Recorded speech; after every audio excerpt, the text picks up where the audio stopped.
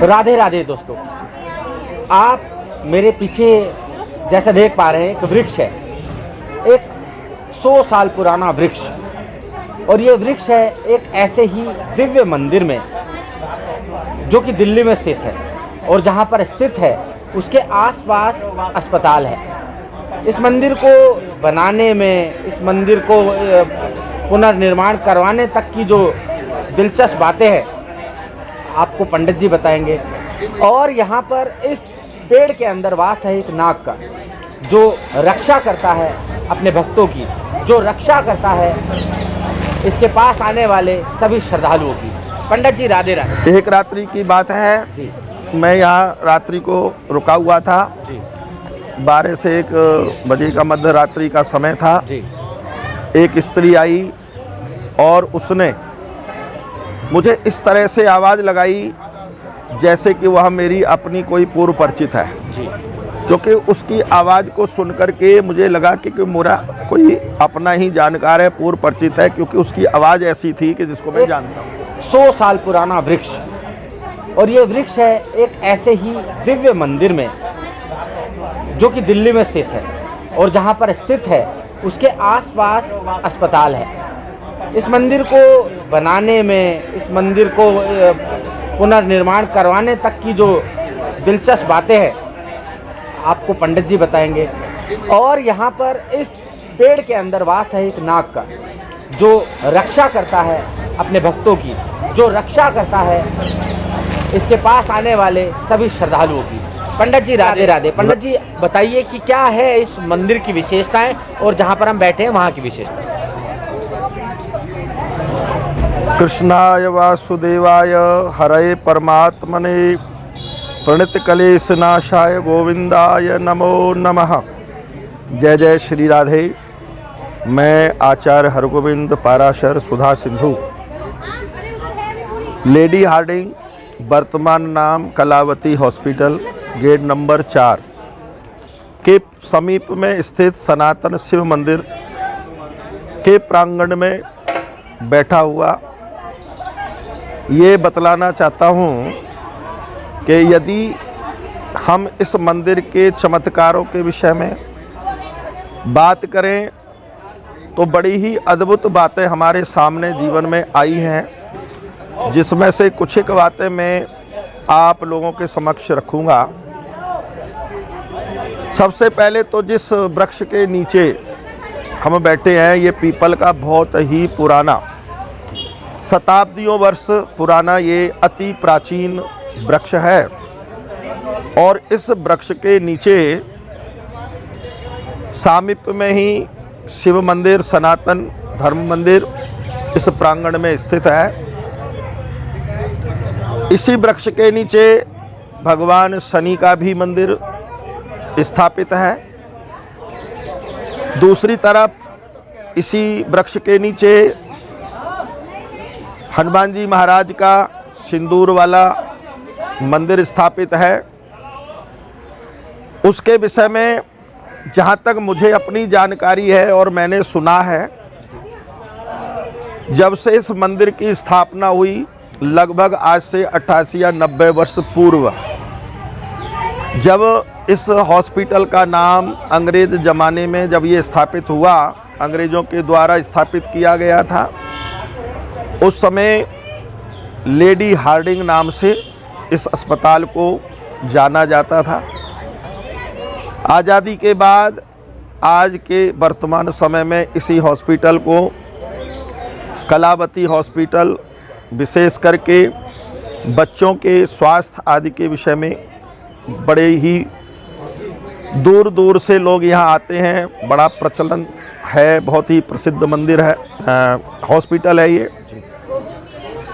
इसके अलावा अगर देखा जाए तो जिस मंदिर के सामीप्य में वृक्ष के नीचे हम लोग बैठ कर के ये चर्चा परिचर्चा भी कर रहे हैं, इस मंदिर का इतिहास भी बहुत ही 90-88 साल पुराना है। क्योंकि इस पीपल वृक्ष के नीचे इस मंदिर की स्थापना प्रारंभ में इसी हॉस्पिटल में कार्यरत रति राम जी, जो कि यहाँ पर स्वयं में पैथोलॉजिस्ट में काम करते थे, उनके परिवार के द्वारा की गई थी। क्योंकि उस समय में आसपास कोई यहाँ मंदिर नहीं था, दूर दूर तक यहाँ कोई आबादी भी नहीं थी, और इस हॉस्पिटल में जितना भी सरकारी कर्मचारी जैसे अपना नर्स हैं, डॉक्टर्स हैं, अन्य चतुर्थ श्रेणी कर्मचारी आदि हैं, अन्य परिजन जो कि यहाँ पर तीमारदार लोग आते हैं अपने बीमार अपने कुछ लोगों को लेकर के, क्योंकि जो सनातन धर्म में जिन्होंने जन्मजात जन्म लिया है उनकी यह सदैव भावना रहती है कि सुबह नहा धो करके कहीं ना कहीं प्रभु का नाम स्मरण हो सके, शिव जी पर जल चढ़ा सकें, मंदिर में जाके कहीं हाथ जोड़ सकें, मत्था टेक सकें। उसकी बड़ी ये जीवन की परिचर्चा दैनिक जीवन में हुआ करता था। तो उनका था कि इस मंदिर प्रांगण में कोई ऐसा मंदिर हो, ऐसा कोई स्थान हो जाए जहाँ पर सभी लोग आकर के मत्था टेक सकें। और सबसे बड़ी बात, क्योंकि यहाँ पर जो आता है दुखी आता है, बीमार को, असहायों को लेकर के लोग आते हैं और भारतवर्ष के राज्यों से आते हैं, दूर दूर से आते हैं, दूर दूर से लोग, जिनका इलाज वहाँ लोकल में संभव नहीं होता, असाध्य रोग को लेकर के अपने उन बीमार बच्चों को अथवा बुजुर्गों को लेकर के यहाँ आते हैं। ये केंद्रीय हॉस्पिटल है, इसलिए तो वहाँ के द्वारा जब यहाँ आते हैं, यहीं रहते हैं, उनको आश्रय की भी आवश्यकता होती है, कहीं ठिकाने की भी ज़रूरत होती है। आज तो इस हॉस्पिटल में रोगी परिजन प्रतीक्षालय, विश्रामालय आदि अभी नए नए बने हैं, कुछ वर्ष पहले ही, लेकिन पूर्व काल में ऐसी कोई व्यवस्था यहाँ पर नहीं थी, न ही आसपास में कोई दुकान जलपान आदि की थी। तो जब इस मंदिर की स्थापना सन 1935 ईस्वी में अंग्रेजों काल में एक अंग्रेज अधिकारी होते थे, उन्हीं के सहयोग से सब लोगों ने मिलकर के, जो यहाँ पर एक सरकारी कर्मचारी खुद इस हॉस्पिटल में पैथोलॉजियन थे, विलियम कोवार्ड, उस टाइम हाँ विलियम कोवार्ड अधिकारी थे, तो रति राम जी से उन्होंने इस तरह की चर्चा परिचर्चा करी। तो उन्होंने यहाँ पर सबसे पहले 2 प्राण प्रतिष्ठाएं कराई, एक शिव जी का परिवार शिवालय जो आज भी है, दूसरा हनुमान जी, और वो आज भी प्राचीनतम दोनों ही विग्रह प्रतिष्ठित मूर्तियां आज भी वही विराजमान हैं, उसी वक्त के, उसी समय के हैं, इसलिए प्राचीन हैं, आज़ादी से पूर्व की हैं। क्योंकि यह जो पीपल का वृक्ष है ये पहले से मौजूद था, पुराना था। आज भी प्राय देखा जाता है कोई मंदिर दिवाले जब बनाया जाता है दिल्ली जैसे क्षेत्र में, तो पीपल का एक विशेष उसमें महत्व रहता है। साथ में जगह की भी कोई आवश्यकता होती है, तो उसके नीचे, क्योंकि अन्य कार्य लोग करते नहीं है, कोठी बनाते नहीं है, घर बनाते नहीं है आश्रय के रूप में, तो वहाँ मंदिर दिवाले ही स्थापित होते हैं। तो वहाँ पर शिव परिवार और हनुमान जी की सिंदूर वाली मूर्ति उस समय उन्होंने सबके सहयोग से प्रतिष्ठित कराई, जो आज भी है, सिंदूर उन्हीं पर आज चढ़ता है। साथ ही साथ शनि की मूर्ति है और हनुमान जी की विशेष मूर्ति यदि किसी पीपल वृक्ष के नीचे स्थापित होती है तो हमारे ज्योतिष शास्त्र में, सनातन धर्म में उसको कहा गया है वो अद्भुत चमत्कारी होती है।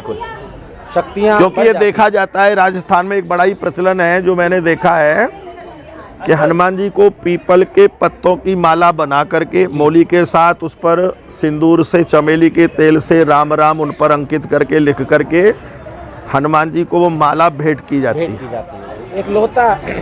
इकलौता मंदिर है ये। इसके अलावा ऐसे ही शनि का मंदिर यदि पीपल वृक्ष के नीचे हो, क्योंकि ज्योतिष शास्त्र के अनुसार हम लोग जब भी परिचर्चा करते हैं शनि का कोई उपाय करना हो, तो अगर वहाँ शनि की मूर्ति विग्रह आदि ना हो तो पीपल के नीचे शनिवार के दिन जल आदि चढ़ाकर चौमुखा दीपक सरसों का जलाने के लिए बताया जाता है।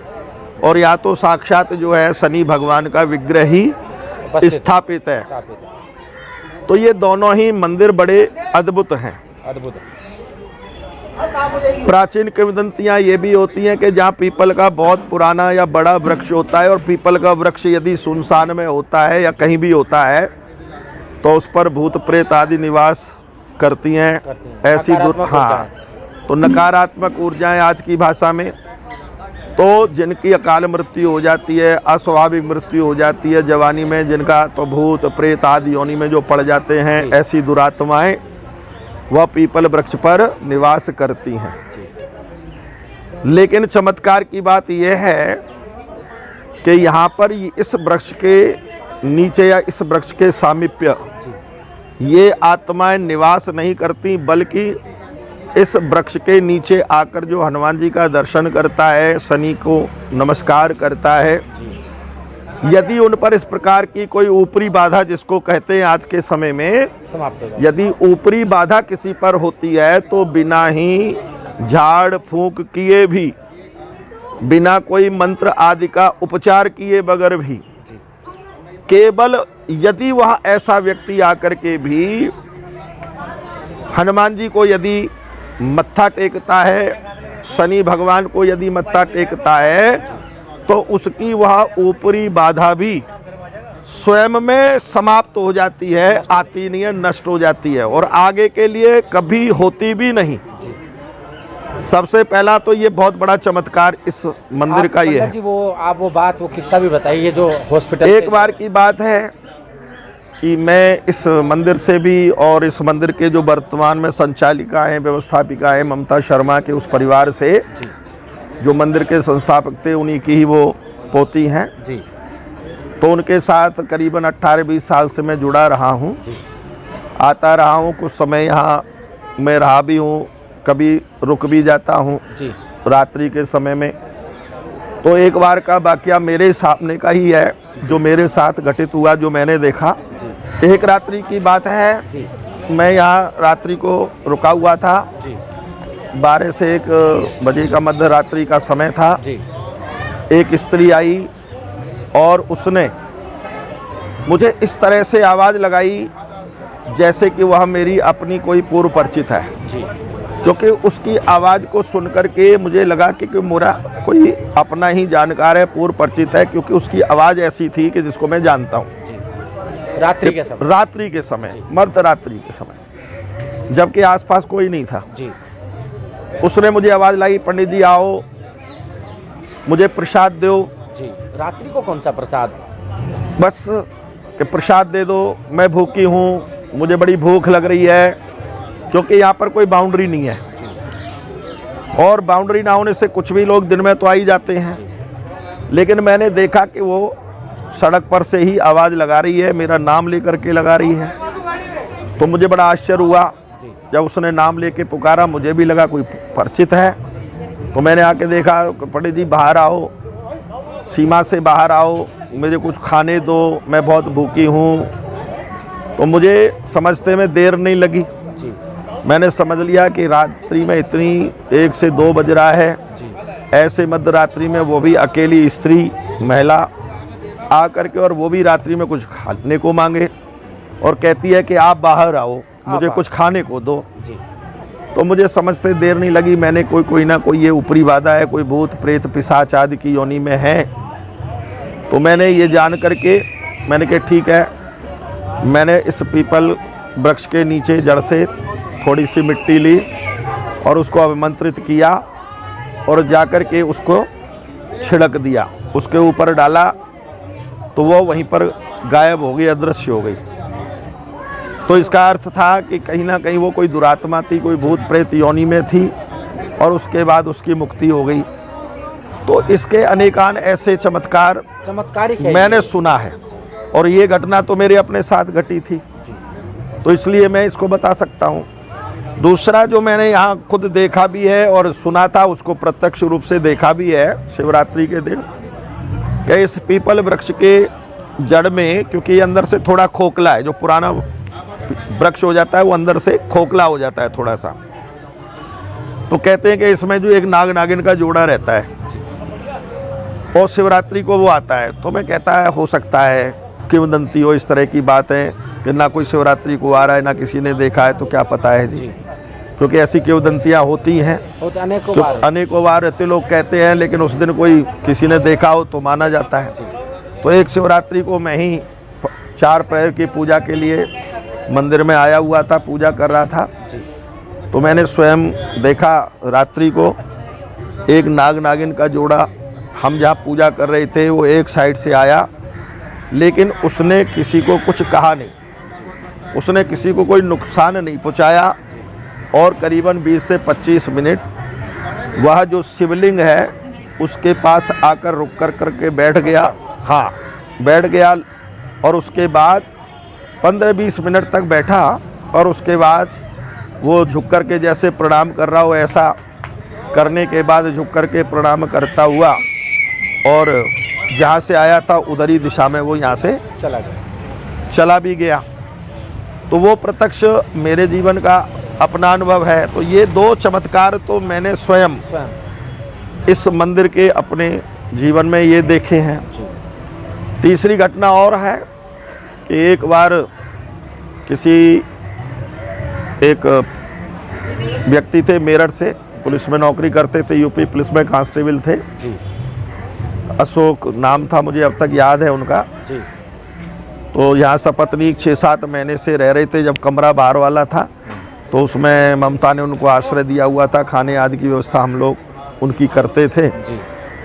और वह जो भी होता था मंदिर के लिए सहयोग कर देते थे जी। लेकिन हम लोगों ने उनको आश्रय दे रखा था यहाँ। लेकिन उनका जो लड़का था वो असाध्य बीमारी से पीड़ित था और उसके बचने के जीवन की कोई संभावना नहीं थी। 6-7-8 महीने से उसका लगातार इलाज चलने के बाद भी डॉक्टरों ने उसको अनक्यूरेबल घोषित कर रखा था। नहीं अभी नहीं जाएंगे, जा रहे हो तुम? नहीं अभी नहीं। ठीक है गुरुजी, आपका प्रसाद नहीं मैं तो रात भर रही हूँ काम करने के बाद। प्रभु जी आप गुड़िया को प्रणाम बोलिएगा, वो मेरे को बड़ा अजीब लगा। कोई दिक्कत नहीं, टेंशन नहीं लेते। तो वो अनक्यूरेबल डिसीज उसकी थी। वो लड़का बोल नहीं पाता था जी, बोल नहीं पाता, हाँ, खा नहीं पा रहा था जी। नली उसकी लगी हुई थी जी। अच्छा, और बहुत सारी स्थिति, मतलब इतनी ज़्यादा स्थिति उसकी खराब थी। हम लोग खुद देख के आए थे। ये लगता था कि हम लोग स्वयं सोचते थे कि इस बच्चे का जीवन क्या होगा, अगर ये सही भी हो गया तो उसकी स्थिति देख के लगता था कि शायद इससे बढ़िया इसकी मुक्ति हो जाए। लेकिन क्योंकि पुत्र मोह सबको होता है, उनका पहला ही बच्चा था, तो उन्होंने एक दिन आकर के मुझसे चर्चा की। ममता ने कहा कि भैया की कुछ मदद करो आप। मैंने कहा देखो ऐसा है, कुछ करने की ज़रूरत नहीं है, बस थोड़ा सा यदि ये नियम बना ले, रहते तो यहाँ ही हैं। सुबह नहा दे करके शिव जी पर अगर बैठ कर के ये जल चढ़ावें और महामृत्युंजय मंत्र का थोड़ा जाप कर लिया करें जी। और एक उनको मैंने सेवा बताई थी कि वो सेवा आप हर सप्ताह में एक बार संडे को अथवा सैटरडे के 2 में से एक दिन चुन करके आप वो मंदिर की सेवा स्वयं कर लिया करो जी। और वो कोई सेवा पैसे की नहीं थी, केवल कहा था कि तन मन धन से होती है ना। तो मैंने कहा तन वाली सेवा करा करें। तो मैंने झाड़ू लगाया करें, हो सके तो मंदिर में पोछा लगवा दिया करें। उन्होंने मिलकर के इस काम को लिया और वो प्रत्येक दिन ही करने लगे। तो मैंने ये देखा है कि कुछ समय बाद उनका वही बच्चा स्वस्थ हो गया, पूर्ण रूपेण स्वस्थ हुआ। यहाँ से पूर्ण रूपेण स्वस्थ हुआ। वह इस मंदिर का ही शायद मैं समझता हूँ चमत्कार था। डॉक्टर खुद ये कहते थे कि जी हमने चमत्कार होते हुए ज़िंदगी में देखे हैं, उनमें से ये भी एक बहुत बड़ा चमत्कार हम जीवन में देख रहे हैं कि जिस बच्चे को हम कहते थे कि जी इसको आप ले जाओ, इसका कोई जीवन की आशा नहीं है, ना हो और वो सही हो जाए, जो नाउम्मीद हो गया हो जी। और एक और बात है कि पूरी दिल्ली में शनि महाराज का जो काल सर्प योग होता है, ये इतना सिद्ध मंदिर है। शनिदेव की जो आसन है वो एकदम मंदिर के पेड़ के जो वृक्ष है उसके नीचे है। तो यहाँ पर काल सर्प रोग का भी निवारण जो है पंडित जी बहुत ही सुगम और अच्छे तरीके से करते हैं। जिनके कुंडलियों में शनि बृहस्पति का संयोग होता है जी, उनको विशेष करके बहुत बड़ा दोष होता है उनके स्वास्थ्य का जी। क्योंकि उनको पेट संबंधी कोई ना कोई विशेष रोग होता ही है। इस मंदिर का ये चमत्कार है कि यदि आकर के वह शनिवार के दिन इस पीपल वृक्ष को दूध चावल चीनी से सींच लें तिल डाल करके, और अपने पितरों को हाथ जोड़ करके एक बार उनका स्मरण कर लें, और अपने उस रोग की निवृत्ति के लिए शनि महाराज से यदि वो प्रार्थना करते हैं तो मैंने देखा है कि उनको स्वास्थ्य लाभ भी बहुत होता है। क्योंकि प्राय मैंने देखा है जो टीबी के पेशेंट होते हैं, जिनको लंग्स प्रॉब्लम्स होती है या गैस्ट्रिक प्रॉब्लम्स होती है, ये शनि बृहस्पति के संयोग से हम लोग जो हम कहते हैं, जिसको हम लोग कहते हैं मेडिकल एस्ट्रोलॉजी, तो उसमें हम लोग कह देते हैं कि ये रोग है। तो उस रोग का निवारण केवल इतने से सुलभ, केवल इतने सुलभ उपाय द्वारा उनका वह रोग की निवृत्ति हो जाती है। आपको जो लाख 2 लाख रुपए देने के बाद इंडोस्कोपी करा के, ये करा के, RML में जाकर के दुनिया भर के जो रिपोर्ट लेकर के आते हैं कि जी ये कह दिया उन्होंने तो जी इसका तो कोई इलाज ही नहीं है, जब तक है आप रहो। लेकिन हमने देखा है उनको भी यहाँ से लाभ मिला है और पूर्ण स्वास्थ्य लाभ करके वो अपने घरों को लौट के गए हैं। और साथ ही साथ उनकी श्रद्धा इस मंदिर के प्रति इतनी है आज भी कि जब भी वह अपने किसी व्यक्तिगत कार्य से, यदि उनका दिल्ली आना हुआ किसी शादी में, विवाह में या व्यापारिक रूप से यदि उनका आना होता है, चाहे वो सपरिवार हो चाहे व्यक्तिगत आए हों, वह इस मंदिर में पुनः आकर के मत्था टेकते हैं और अपनी किसी ना किसी और साथी को भी लेके आते हैं कि जी हमें तो यहाँ से इतना लाभ हुआ। देखिए कहते हैं दवा के साथ साथ दुआ की भी ज़रूरत होती है, तो दवा तो डॉक्टर करते ही हैं यहाँ पर, लेकिन दवा भी तब लगती है जब दुआ मिल जाती है। इसलिए हम लोग कहते हैं कि दवा का काम तो डॉक्टर्स लोग करेंगे, लेकिन दुआ तो ईश्वर से मिलेगी, क्योंकि वही सबका पालनहार है। तो जब दुआ लग जाती है तो दवा लगने लगती है। हम ये कभी नहीं कहते कि आप डॉक्टरी इलाज ना कराएं, डॉक्टरी से लाभ नहीं होगा, दवाई क्यों देते, हम ही कर देंगे, ऐसा नहीं है। हम उनको कहते हैं डॉक्टर अपना काम करता है, दुआ अपना काम करती है, लेकिन दुआ से दवा लगती है, दवा से दुआ नहीं मिल सकती। तो इसलिए हम उनको अवश्य ये कहते हैं कि आप कुछ ना करें तो इस मंदिर में आकर के जो तन मन धन, जो धन से सेवा कर सकता है धन से सेवा करे, जो मन से सेवा कर सकता है वो इसका प्रचार प्रसार करके करे।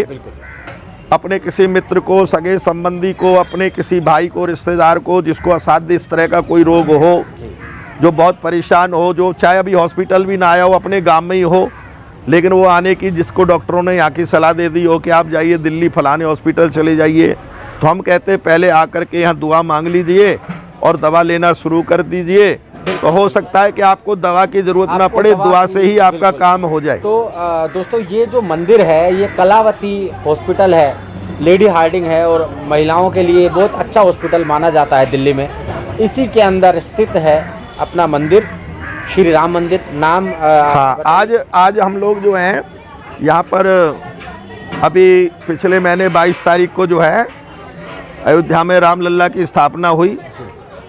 आज पुनः देख लीजिए आप, उसी से अगले महीने की फिर से 22 तारीख है, तो उसको हमारे वैसे राम लल्ला यहाँ भी यानी राम दरबार की स्थापना होनी थी, लेकिन समय का अभाव था, ब्राह्मणों की अनुपलब्धता थी, इसलिए उस समय वह कार्य नहीं हो पाया। क्योंकि प्रभु की इच्छा के बगैर कुछ नहीं होता, कुछ नहीं हो सकता जी। मेरे को कहा गया, मैंने भी बहुत प्रयास किया, मूर्तियाँ आ गई थी, लेकिन ब्राह्मण उपलब्ध नहीं हुए पूजा के लिए, इसलिए हमने कहा कि आगे करेंगे। और आज रघुनाथ जी की ऐसी कृपा हुई कि वो 22 तारीख जनवरी में अगर अयोध्या में विराजमान हुए, तो आज 22 तारीख फरवरी में माघ के महीने में आज इस लेडी हार्डिंग शिव मंदिर सनातन मंदिर में, जो कि गेट नंबर 4 के पास है, स्थापित है, आज हमने यहाँ श्री राम दरबार की स्थापना का उत्सव करा है। और उसी उत्सव में हमारा भैया से संयोग बना कि हम भैया से बैठ कर के इस मंदिर के विषय में चर्चा परिचर्चा बिल्कुल कर रहे हैं। भैया ने कहा कि इसके विषय में अगर आपका कोई अनुभव हो, तो मैंने भैया मैंने अनुभव तो बहुत सारे हैं, जी है ना।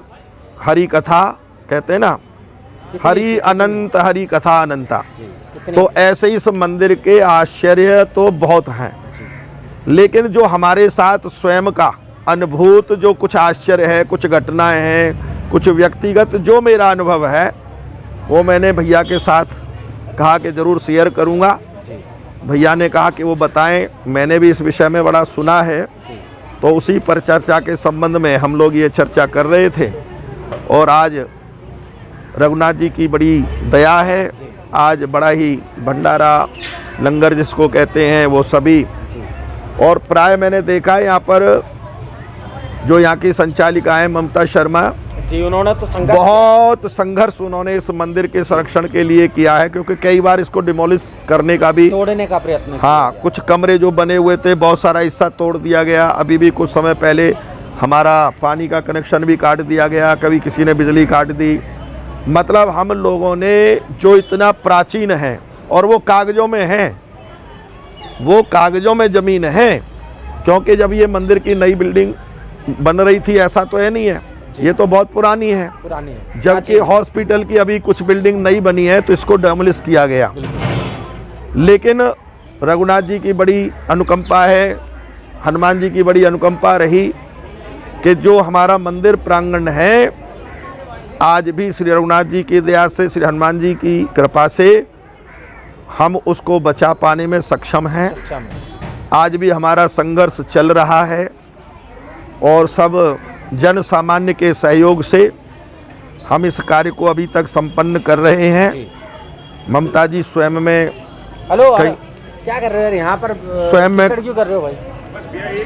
स्वयं में हम सर्विस करते हैं ममता जी, लेकिन अपना खाना भी, पीना भी, अपना अमूल्य समय बेचारी निकालती हैं। जी 5 बजे 4 बजे ऑफिस छूटता है उनका, जी कटवारिया सराय में करती हैं नौकरी कहीं एनजीओ में, वहाँ से आकर के सीधा मंदिर में आती हैं। मंदिर में सुबह भी उनका है कि यहाँ से होती हुई अपने ऑफिस जाती। मैं कहता हूँ उस तपस्या ने, मैं समझता हूँ इतनी उसने तपस्या करी है, उसकी तपस्या का फल है। कभी कभी हम लोग तो क्योंकि थोड़े दूर रहते हैं, और दूर रहने से जब उनका कोई फ़ोन जाता है तो तुरंत हम उनकी कोई मदद भी नहीं कर पाते। तो वो अकेली एलोन महिला होकर के भी बड़ी हिम्मत के साथ, बड़े संघर्ष के साथ, तपस्या के साथ उन्होंने उन आपदाओं का मुकाबला किया है।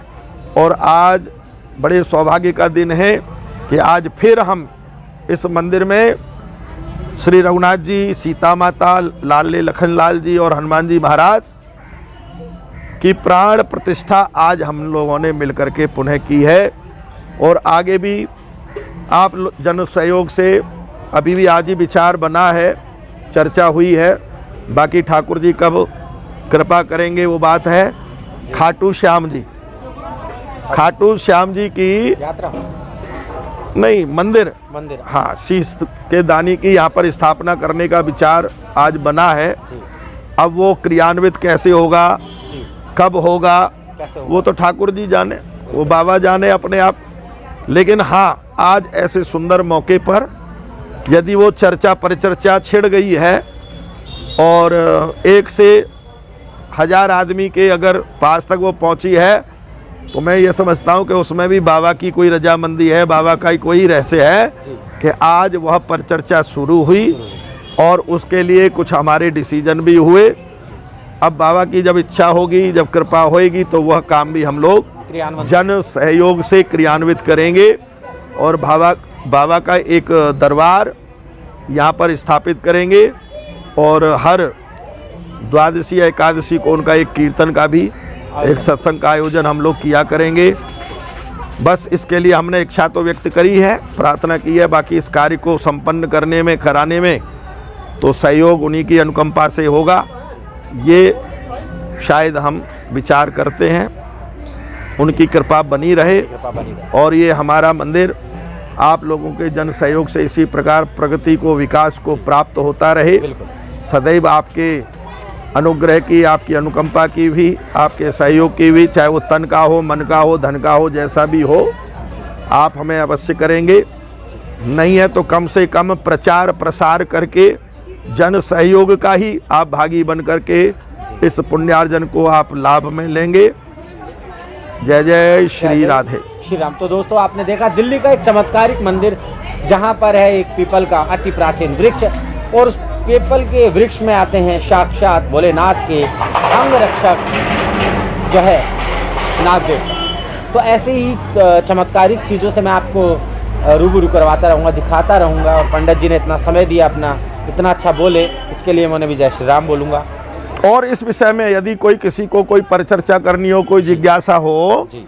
और वो व्यक्तिगत रूप से यदि मुझसे संपर्क करना चाहे और इस मंदिर का कोई सहयोग करना चाहे या कोई परिचर्चा में भाग लेना चाहे, बिल्कुल, तो स्वयं का मेरा जो अपना मोबाइल नंबर है 9811-081-607। इसी सीरीज में 7 के साथ 8 भी है, 9 भी है, 5 भी है, 4 भी है, यानी सीरीज के ये 4 नंबर हैं, आपके 7, 8, 4, 5। तो इन पे कभी भी आप संपर्क करके मंदिर के विषय में और जानकारी ले सकते हैं। कोई आर्थिक सहयोग करना चाहें, जन सहयोग करना चाहें, कर सकते तो हमारे साथ जन भागिता में भी आप लोग शामिल हों। अपना हमें समय दें, अपना आशीर्वाद हमें दें। जय जय श्री राधे। जय जय श्री राधे।